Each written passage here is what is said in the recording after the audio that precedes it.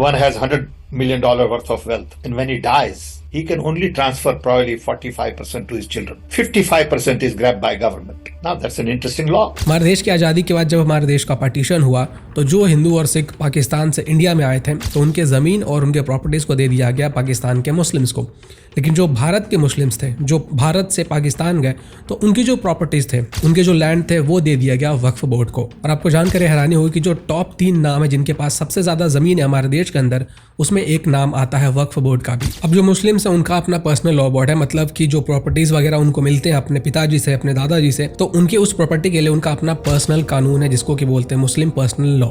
लेकिन जो हिंदूज है उनकी जो प्रॉपर्टीज उनको अपने पिताजी से मिलता है अपने एंसेस्टर से मिलता है उसके लिए जो कानून बनाया जाता है वो गवर्नमेंट बनाती है। अब कांग्रेस के सैम पिट्रोदा का कहना है कि आपके एंसेस्टर से आपके पेरेंट्स से जो प्रॉपर्टी आपको मिला है उसका जो 55% हिस्सा है वो गवर्नमेंट अपने पास रखेगी। अब क्योंकि मुस्लिम्स के पास उनका अपना पर्सनल लॉ बोर्ड है तो ये जो लॉ है वो उनके ऊपर एप्लीकेबल नहीं होता, वो एप्लीकेबल होता है हमारे ऊपर। तो ये जो बातें कही गई है इसी के ऊपर आज हम लोग बात करने वाले हैं कि आखिर कांग्रेस पार्टी हमसे हर एक चीज क्यों छीनना चाहती है। तो ये जो पूरा मामला ये आखिर शुरू कहां से हुआ? ये पूरा मामला शुरू होता है सैम पिट्रोदा के कहे जाने के बाद से। Sam Pitroda is chairman of Indian overseas Congress in Chicago USA. और सुनिए कि आखिर उन्होंने कहा क्या था। One has $100 million worth of wealth, and when he dies, he can only transfer probably 45% to his children. 55% is grabbed by government. Now that's an interesting law.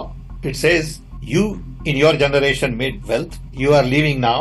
You must leave your wealth for public. Not all of it, half of it. Which to me sounds fair. तो इनका कहना है कि USA के अंदर एक ऐसा system है कि अगर किसी व्यक्ति के पास $100 मिलियन हैं तो जब वो मरता है तो उसके बेटे को सिर्फ $45 मिलियन ही मिलेंगे, बाकी का जो $55 मिलियन है वो गवर्नमेंट के पास चला जाएगा। अब सबसे पहला पॉइंट मैं यहाँ पे ये रखना चाहूंगा कि जो सैम पिट्रोदा कह रहे हैं वो पूरा का पूरा सही नहीं है। यूएसए के अंदर ऐसा कोई भी सिस्टम नहीं है। यूएसए के अंदर कुछ ऐसे स्टेट्स हैं जहाँ पे कि ऐसा एक लॉ है जो ये बताता है कि अगर कोई व्यक्ति मरता है तो उसका जो प्रॉपर्टी है वो कितना % उसके बेटे तक जाएगा और कितना % जो गवर्नमेंट है वो रखेगी। और ये जो % है वो करीबन 1 से लेकर 20% के आसपास में वैरी करता है और 50% जैसा कुछ भी किसी स्टेट के अंदर नहीं है। अब आते हैं सैम पिट्रोदा के इस स्टेटमेंट के ऊपर। तो सैम पिट्रोदा जी का कहना है कि हमारे देश के अंदर एक ऐसा कानून होना चाहिए तो आपके पिताजी से जो आपको जायदाद मिलेंगे उसका 55% या फिर एक सर्टेन % जो है वो गवर्नमेंट अपने पास रख लेगी और कुछ ही पार्ट आपको दिए जाएंगे ताकि उस पैसे का इस्तेमाल किया जा सके बाकी के लोगों में बांटने के लिए। सपोज कि आपके पिताजी के पास 100 रुपए है तो उस 100 रुपए में से एक हिस्सा गवर्नमेंट अपने पास रखेगी और एक हिस्सा आपको देगी। पूरा का पूरा पैसा आपको नहीं मिलेगा। अब वो हिस्सा जो कि गवर्नमेंट ने आपके पिताजी के प्रॉपर्टी से लिया है उस पैसे का इस्तेमाल किया जाएगा जो हमारे देश के अंदर बाकी के लोग हैं उनको देने के लिए। अब हमारे देश के अंदर जो अलग अलग रिलीजन है उनके अलग अलग अपने पर्सनल लॉ बोर्ड है और जो हिंदूज हैं उनके लिए गवर्नमेंट लॉ बनाती है, उनके लिए कानून बनाती है। ये जो इनहेरिटेंस वगैरह है यानी कि आपके पिताजी से जो आपको आपके प्रॉपर्टीज मिलते हैं इसके ऊपर गवर्नमेंट लॉ बनाती है। अब ये जो लॉ होगा वो किसके ऊपर एप्लीकेबल होगा? हम लोगों के ऊपर, क्योंकि मुस्लिम्स का तो अपना पर्सनल लॉ बोर्ड है वो उसके हिसाब से चलते हैं। उनके अब्बा से जो उनको ज़मीन मिलता है जो उनको प्रॉपर्टी मिलता है वो अपने हिसाब से वो लोग अपना तय करते हैं कि कितना मिलेगा कितना नहीं मिलेगा, किसको मिलेगा किसको नहीं मिलेगा। उसके ऊपर गवर्नमेंट कोई हस्तक्षेप नहीं कर सकती है। लेकिन जो हिंदूज हैं उनके प्रॉपर्टी उनके बच्चों को कितना मिलेगा इसके ऊपर कंट्रोल होगा गवर्नमेंट का। और आप सोच कर देखिए कि ऐसा अगर होता है तो क्या होगा। और इसके साथ साथ जब कांग्रेस की गवर्नमेंट थी तो 2011, 2012 और 2013 में पी चिदम्बरम ने इनहेरिटेंस टैक्स को इम्प्लीमेंट करने की बात कही थी। तो 1947 में जब हमारा देश आज़ाद हुआ था उसके बाद जब पाकिस्तान का फॉर्मेशन हुआ था तो जो मुस्लिम्स इंडिया से पाकिस्तान गए थे उनके ज़मीन को उनके प्रॉपर्टी को दे दिया गया वक्फ बोर्ड को। और जो हिंदूज और सिख पाकिस्तान से इंडिया आए थे उनके प्रॉपर्टीज को दे दिया गया पाकिस्तान के मुस्लिम्स को। कायदे कानून के हिसाब से जो मुस्लिम्स इंडिया छोड़कर गए थे पाकिस्तान गए थे उनके प्रॉपर्टीज को डिस्ट्रीब्यूट करना चाहिए था जो पाकिस्तान से सिख और हिंदू आए थे उनके बीच में। लेकिन वो प्रॉपर्टी किसको दिया गया? वो प्रॉपर्टी दे दिया गया वक्फ बोर्ड को ताकि वक्फ बोर्ड इंडिया के अंदर जो बाकी के मुस्लिम्स हैं उनके वेलफेयर के लिए वो ज़मीन और वो प्रॉपर्टी यूज़ कर सके। इसके साथ साथ हमारे देश के अंदर जो हमारे मंदिर है उसके ऊपर भी गवर्नमेंट कंट्रोल जमा कर रखती है।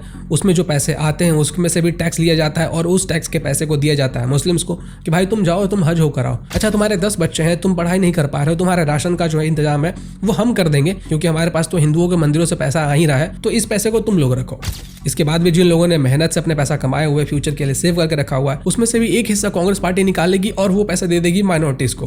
क्यों भाई? क्योंकि कांग्रेस के हिसाब से हमारे देश के रिसोर्सेज के ऊपर सबसे पहला हक बनता है मुस्लिम्स का। अब सैम पिट्रोदा के हिसाब से अगर लॉ बनता है तो जो हिंदूज हैं जो बचे कुछ उनके पास प्रॉपर्टीज बच गए जो उनके पिताजी से उनको मिले जो उनके एंसेस्टर से उनको मिले उस प्रॉपर्टी में से भी एक हिस्सा गवर्नमेंट निकालेगी और वो हिस्सा दे देगी माइनॉरिटीज को, मुस्लिम्स को, कि भाई तुम लोग लो, तुम लोग अपना जो जीवन है वो और अच्छे तरीके से व्यतीत करो। मतलब हमारे देश के अंदर एक पार्टिकुलर जो ग्रुप है वो कमाई करे, वो मेहनत करे, हर तरह से अपने पैसे इकट्ठा करे, सेव करे, अपने बैंक में डिपॉजिट करे, लेकिन उस पैसे से एक हिस्से निकाल के दे दी जाए माइनॉरिटी को। फिर जो बचा हुआ प्रॉपर्टी है वो प्रॉपर्टी जब वो अपने बच्चे को देगा तो उस बच्चे को जो प्रॉपर्टी मिलेगा उसमें से भी एक हिस्सा निकाल के दे देगी माइनॉरिटीज को।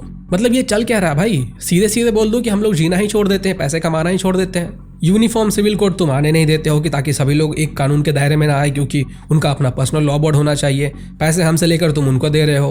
कांग्रेस के लीडर किस तरीके से डिफेंड कर रहे थे मनमोहन सिंह के उस स्पीच को, जिसमें मनमोहन सिंह जी ने कहा था कि मुस्लिम्स का पहला अधिकार होना चाहिए हमारे देश के रिसोर्सेज पे, जरा वो सुनिए। ये डॉक्टर मनमोहन सिंह ने ये कभी नहीं कहा।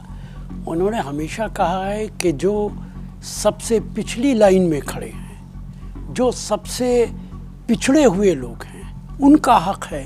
और निश्चित तौर से हिंदुस्तान का मुसलमान सबसे पिछड़ा हुआ है, इसमें कहाँ किसी को एतराज़ हो सकता है। अगर पिछड़े लोगों को आगे नहीं लाया जाएगा तो देश कभी भी मजबूत नहीं हो सकता है।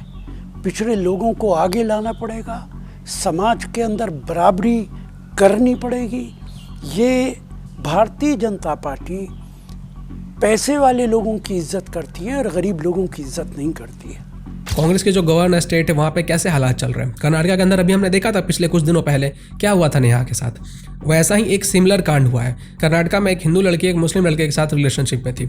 अब नेहा की खबर जब उसके पास आई, जब उसे पता चला कि भाई कि हमारे कर्नाटक के अंदर जो नेहा के साथ हुआ वो मेरे साथ भी हो सकता है, किसी और के भी साथ हो सकता है, तो उस लड़की ने अपना रिलेशनशिप खत्म करने के लिए कहा उस मुस्लिम लड़के के साथ। जब उसने अपना रिलेशनशिप खत्म करने की बात कही तो उस मुस्लिम लड़के ने हिंदू लड़की को असॉल्ट किया, मारपीट किया उसके साथ, और बाद में फिर इस बात की खबर पुलिस तक पहुंचती है। उसके बाद कार्रवाई शुरू होती है। एक स्टेट इन लोगों से संभल नहीं पा रहा है। अब ये लोग चाहते हैं कि माइनॉरिटी अपीसमेंट करके हम लोग किसी भी तरीके से वोट ले लें। पी चिदम्बरम ने 2011, 2012 और 2013 में भी इनहेरिटेंस टैक्स को इम्प्लीमेंट करने की बात कही थी, और अभी सैम पिट्रोदा भी कह रहा है। और अगर ये हो गया तो फिर ये लोग कहेंगे हिंदुओं को जो विरासत में जमीन जायदाद मिलता है उसमें से भी कुछ हिस्सा लेके मुस्लिम्स को दे दो। जो लोग पैसे कमा रहे हैं, सेविंग्स करके रखे हुए, उनके भी बैंक अकाउंट में से पैसे निकाल के उनको कुछ लोगों को दे दो। वक्फ बोर्ड तो ऑलरेडी बैठा ही हुआ है, जिसके ऊपर वक्फ बोर्ड ने एक बार क्लेम कर दिया कि ये हमारी प्रॉपर्टी है, तो वो उनकी प्रॉपर्टी हो गई। अब आप प्रूफ करते रहो कि वो आपकी प्रॉपर्टी है और उनकी प्रॉपर्टी नहीं है, और इसको प्रूफ करने के लिए कि वो आपकी प्रॉपर्टी है वो भी आपको जाना पड़ेगा वक्फ ट्रिब्यूनल कोर्ट के अंदर, जहाँ पे कि जो जज होगा वो भी वक्फ बोर्ड के तरफ कहीं व्यक्ति होगा। तो आपको लगता है कि वक्फ बोर्ड ने अगर एक बार आपके प्रॉपर्टी के ऊपर क्लेम कर दिया कि ये प्रॉपर्टी उनका है, ये प्रॉपर्टी वक्फ बोर्ड को बिलोंग करता है, तो आप उस चंगुल से निकल जाओगे? हर दिन ये लोग कुछ ना कुछ ऐसा लॉ लेकर आते हैं, हर दिन कुछ ना कुछ ये लोग ऐसी बातें कहते हैं कि जिससे ये सीधा सीधा प्रतीत होता है कि भाई एक वर्ग को खुश करने के लिए ये लोग किसी भी हद तक जा सकते हैं। जस्ट इमेजिन करो कि ये जितने भी लॉ की बात ये लोग कर रहे हैं, अगर ये सब कुछ हो गया, सक्सेसफुल हो गया, और इन सबको अगर इन लोगों ने कंबाइन कर दिया तो एक हिंदू की जो जिंदगी होगी वो क्या होगी। इस तरीके का ये जो वेल्थ डिस्ट्रीब्यूशन कानून वगैरह है ना, कुछ देशों ने लागू करने की सोची थी, वो लोग अब सड़क के ऊपर आ चुके हैं, जैसे कि वेनेजुएला। आप लिटरली पूरे बोरे में भरकर पैसा अगर लेकर जाओगे ना, तब जाकर आप एक बिस्किट खरीद पाओगे। ये हालत है वेनेजुएला की। तो घरों से निकलिए और जाकर वोट दीजिए और अपना किस्मत खुद तय कीजिए कि आपका जो फ्यूचर है वो क्या होगा। आपके प्रॉपर्टी को लिया जाएगा या आपके प्रॉपर्टी को नहीं लिया जाएगा। आपको जो एंसेस्ट्रल प्रॉपर्टी मिलेगा उसमें से एक हिस्सा गवर्नमेंट को जाएगा कि नहीं जाएगा। ये हर एक चीज़ डिपेंड करता है आपके एक वोट के ऊपर। जाइए वोट देकर आइए।